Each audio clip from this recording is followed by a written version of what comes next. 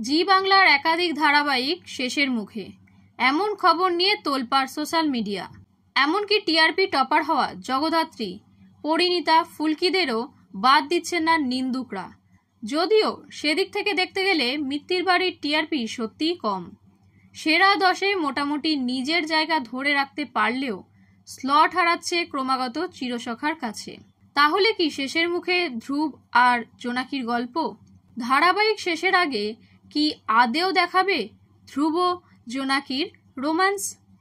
এই নিয়ে সিরিয়ালের নায়িকা জোনাকি অর্থাৎ পারিজাত চৌধুরীর সঙ্গে যোগাযোগ করা হলে তিনি এক প্রকার উড়িয়েই দেন ধারাবাহিক বন্ধ হতে চলার খবর।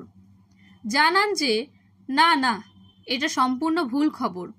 আমরা এখনো খুব ভালো করে শুটিং করছি আর আশা করছি আরও কিছুদিন শুটিং করার সুযোগ পাব। অর্থাৎ এখনই বন্ধ হচ্ছে না মিত্তির বাড়ি, যা নিঃসন্দেহে আদ্রিত পারিজাতের ভক্তদের কাছে খুশির খবর। কিন্তু ধ্রুব আর জোনাকির মাখো মাখো রোম্যান্স, সেটা কবে দেখতে পাবে দর্শকরা? পারিজাত জানালেন যে ধ্রুব আর জোনাকির রোম্যান্স তো অবশ্যই আসবে, সেটা যেমন গল্প এগোবে তেমন আসবে। তবে আমার মনে হয় দর্শক এই মান অভিমানটা বেশি পছন্দ করে রোম্যান্সের চেয়ে। রোম্যান্স তো আমরা সবসময় দেখি, ভালোবাসা বলতে আসলে রোম্যান্স ততটাই মান অভিমান, যত্ন, একটা ভরসার জায়গা। এসব না থাকলে আর ভালোবাসা কিভাবে আসবে? আমার মনে হয় এগুলোও ভালোবাসারই একটা পর্যায়। বর্তমানে একাধিক নতুন মেগা শুরুর খবর রয়েছে জি বাংলাতে। আসার কথা আছে ইচ্ছেধারী নাগকন্যা, রানী ভবানী, কুসুমের মতো মেগা। আর এতগুলো নতুন প্রজেক্ট শুরু মানেই পুরনদের শেষ করবার পালা। টেলিপাড়ার ভিতরের খবর, তুই যে আমার হিরো, মিত্তির বাড়ি, দুর্গামণি ও বাগমামা নিয়ে যতটা সাফল্য আশা করা হয়েছিল তা না পেয়ে বেশ হতাশ চ্যানেল। নম্বরের দিক থেকে 3 জনেরই অবস্থা বেশ খারাপ, তাই রাখা হচ্ছে কড়া নজরে। এছাড়াও আনন্দী বন্ধ হওয়ার সম্ভাবনা রয়েছে। টিআরপিতে জলসাকে মাত দিতে কোনো ফাঁক রাখতেই রাজি নয় চ্যানেল। যদিও এই নিয়ে প্রকাশ্যে কোনো মন্তব্য করা হয়নি। প্রসঙ্গত মঙ্গলবার এসেছে সিবিএসসি রেজাল্ট, আর এবছর ক্লাস 12-এর পরীক্ষাও দিয়েছিলেন দর্শকদের আদরের জোনাকি অর্থাৎ পারিজাত। একরাশ উচ্ছ্বাস নিয়ে জানালেন যে 82% নম্বর নিয়ে পাশ করেছেন তিনি। একদিকে শুটিং, আরেকদিকে পরীক্ষার প্রস্তুতি, দুটো সামলানো মোটেও সহজ ছিল না পারিজাতের জন্য।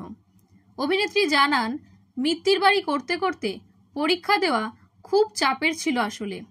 আসলে আমার মিত্তির বাড়ি শুরুই হয় পরীক্ষার 4 মাস আগে। আমি খুব পাজেল ছিলাম। মা বাবা বলেছিল আমাকে, বোর্ডের পরীক্ষার 4 মাস বাকি, তুই এখন জয়েন করিস না, পরীক্ষা হোক তারপর করিস। তবে আমার গল্পটা এত ভালো লেগেছিল তাই না করতে পারিনি। মা বাবাকে বলেছিলাম, তোমরা আমার উপর ভরসা রাখো, দেখবে আমি ঠিক ভালো রেজাল্ট করেই পাশ করব। আমার বাবা আসলে অধ্যাপক, বাবার কাছে তাই লেখাপড়াটা ভীষণ গুরুত্বপূর্ণ। শুটিং যখন শুরু হয় প্রথম কদিন খুব চাপ থাকে, ব্যাকিং থাকে না, নতুন চরিত্রকে দাঁড় করাতে হবে, টিআরপির প্রেশার থাকে। নভেম্বর থেকে এপ্রিল অবধি রাতে 3-4 ঘন্টাও ঘুমোতে পারতাম না। শুটিং করতাম, বাড়িতে এসে পড়াশোনা করতাম, তারপর 1-1.5 ঘন্টা ঘুমোতাম, তারপর আবার সেটে চলে যেতাম। হিউম্যানিটিজের ছাত্রী পারিজাত, এরপর ইংরেজিতে অনার্স ও তারপর মাস্টার্স করার স্বপ্ন তার।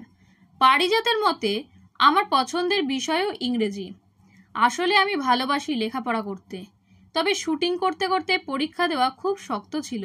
এর ক্রেডিট আমি আমার প্রোডাকশনকেও দেব। ওরা সব দিক থেকে খেয়াল রেখেছে আমাকে। ওদেরও তো হাত পা বাঁধা, নাইট শ্যুট করতেই হবে, আর আমি তো নায়িকা, আমাকে নিয়েই চলছে। কিন্তু বুম্বা আঙ্কেল অর্থাৎ সুপারস্টার প্রসেনজিৎ চট্টোপাধ্যায় আমাকে ফোন করে জিজ্ঞেস করতেন, কিরে সব ঠিকঠাক তো, পরীক্ষা ভালো হবে তো, দেখিস ঠিকঠাক দিস, কিন্তু পরীক্ষা দিয়ে জানাস। পারিজাত আরও জানান, পরীক্ষার জন্য কোনো ছুটি নিতে পারেননি। সকালে পরীক্ষা দিতেন, তারপর আসতেন শুটিংয়ে। টেকনো ইন্ডিয়া পাবলিক স্কুল কোন্নগরের ছাত্রী তিনি। পরীক্ষা শেষ করে 4টেতে ঢুকতেন সেটে, স্কুল ড্রেসেই। তারপর ভোর অবধি শর্ট দিয়ে পরের দিন আবার পরীক্ষা দিতে যেতেন। শুটিংয়ের ফাঁকে ফাঁকেই চলতো পড়াশোনা।